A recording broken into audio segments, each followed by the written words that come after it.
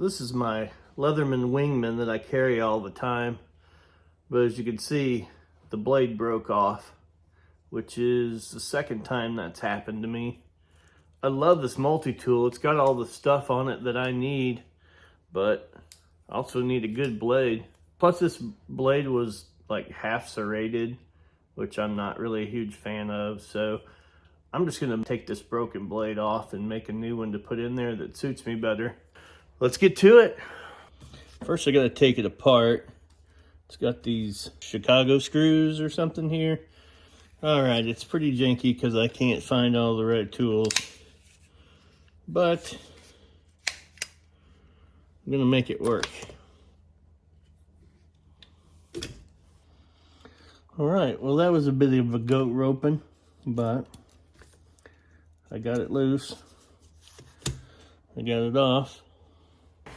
We'll take this piece of AEBL stainless and check the thickness on this. And my blade's a little thinner than this, but that's okay. We can grind down the thickness of the blade whenever we get it made.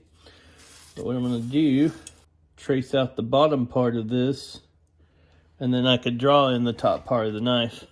First I'm going to put some Dicam layout fluid on this thing so that I could trace it. Stuff's pretty cool. Painted on there. It dries in minutes. And then you can scribe precision lines on it. Then I'm going to put the broken blade on there and vice grip the piece to it so that I can trace it. So that's mostly to get all the proportions right down at the bottom where it matters most, where everything will fold and lock like it's supposed to. I'm gonna go ahead and mark this cutout here. I may or may not cut it out. I know that that's where you put your thumb to get a hold of the blade to get it out of there. But if I can do without that, this blade would be a lot stronger not having that cut out. Okay, so there's the bottom part. And I'm gonna have to kind of freehand the rest, but I need something to reference from. So this is the exact same knife that I carry now. This blade's also been broken. The tip broke off of it. So I kind of rounded it off and reshaped it. But this will give me an idea about how long this needs to be and about what shape it would be. And I'm going to trace around the important parts. That's going to be coming back to a point. I'm going to straight there. And I'm not going to trace the serrations because I do not want serrations in this knife. So then I'll just freehand draw in this. And just connect it right there.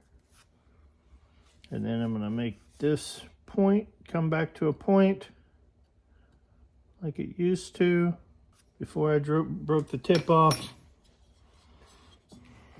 And that's going to be our new blade. I'm making 3 paring knives for my wife. So you want to heat treat as many as you can at the same time so you're not wasting a bunch of energy. And so I'll cut this out and heat treat this little guy with them. So now I got to find out what size this hole is. So it looks like 3/16. Looks like I could also use that for the start of the thumb groove to open it with. But I definitely need to center punch that. Oh, and this is all much easier to do now while this thing's still in a square piece than trying to do it with a little tiny cutout irregular sized blade. That's why I'm doing it now.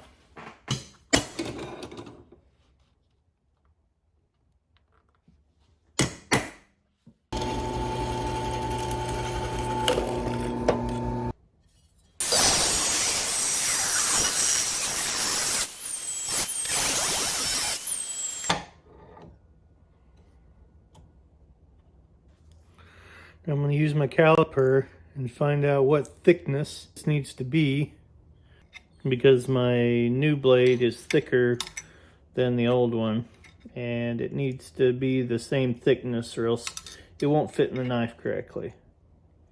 So I'm going to set this, I'm going to tighten down the set screw so it doesn't move, and grind that to the right thickness.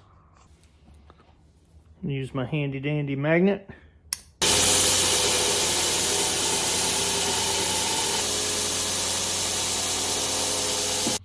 And I'm going to take the broken piece here and line it up with the new piece.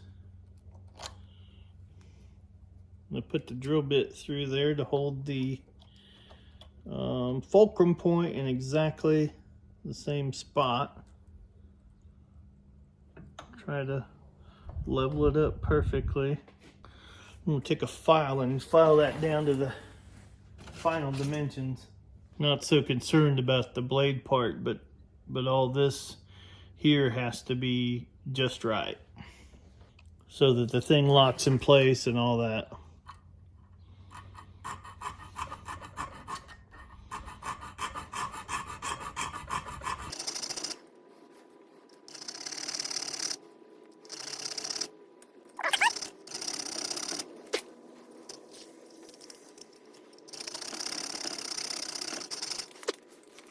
I want to do all this now before hardening because it's going to be a lot harder to do, literally, when it's hardened. Right now it's soft.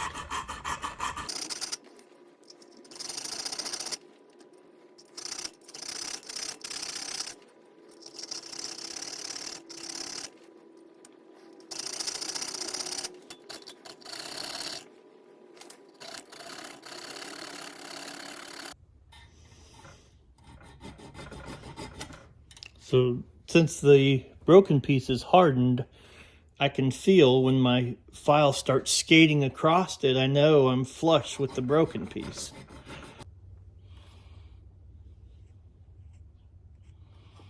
I'm gonna just draw a little thumb catch in here so I can get my thumbnail under it to flip it up. I'm not gonna make it near as big as the old one was. Another hole beside it. And then another one beside that.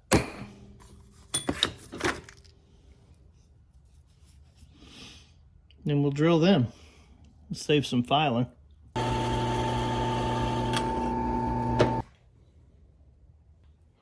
I'm going to cheat a little bit and connect the holes with the old Dremel tool. That'll save a lot of filing too.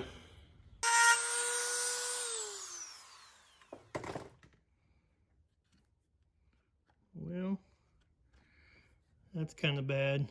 I jumped up out of the holes a little bit with that Dremel. At least it's nice for me, not for somebody else, because if it's for somebody else, I'd be starting over. Since it's for me, it'll be all right.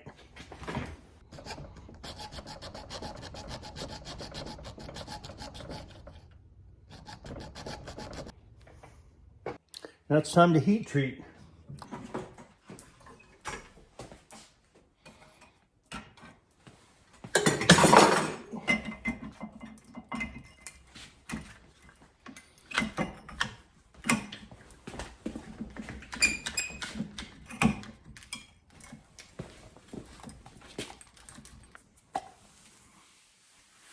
So I just took them out of the freezer.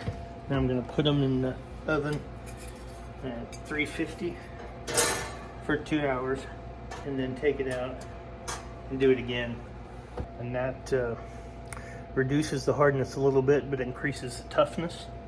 Now that I got it hardened and tempered, now it's time to clean it up, grind in the bevels.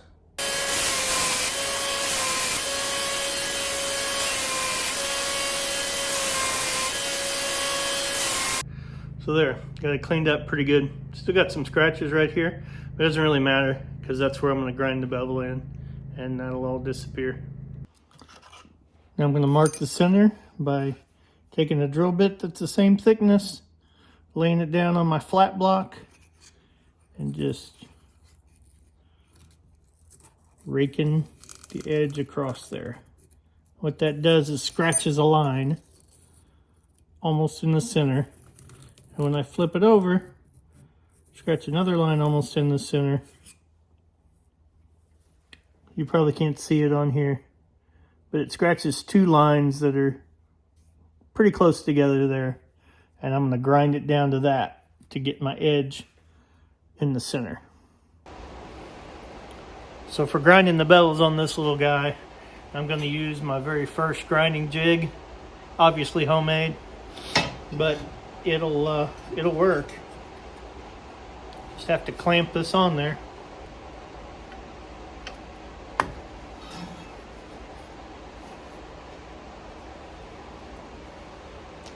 There, hopefully that'll work.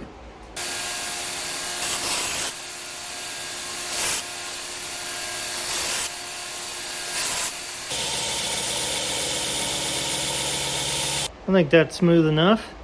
It's stainless steel.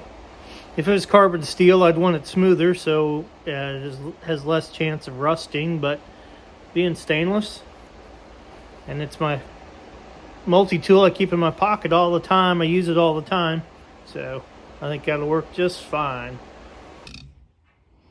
So now it's the moment of truth to see how it fits and operates.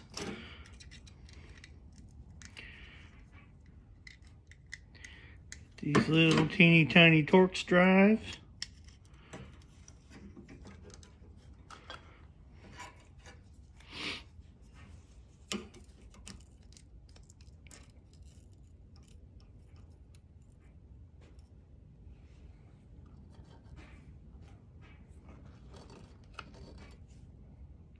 Make sure to put the washer back on.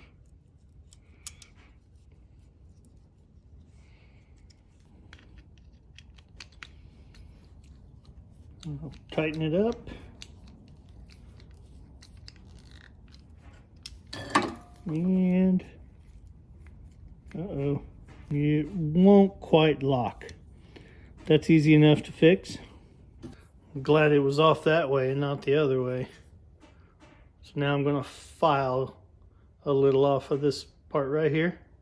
File it and check it, and file it and check it. Yeah, it's a pain to put it on, take it back off, put it on, take it back off, but it's really what you need to do to get it right. And since this is hardened steel, I'm not going to be able to file it off with a file. Use the belt grinder. With a 320 belt, so I'm going to take very, very little material off at a time and check it.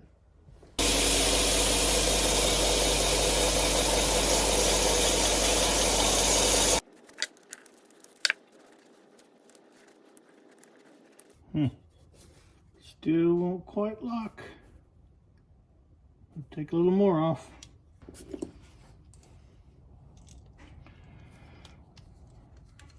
All right, last time.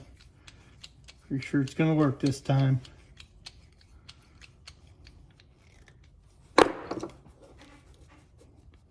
Pretty tight.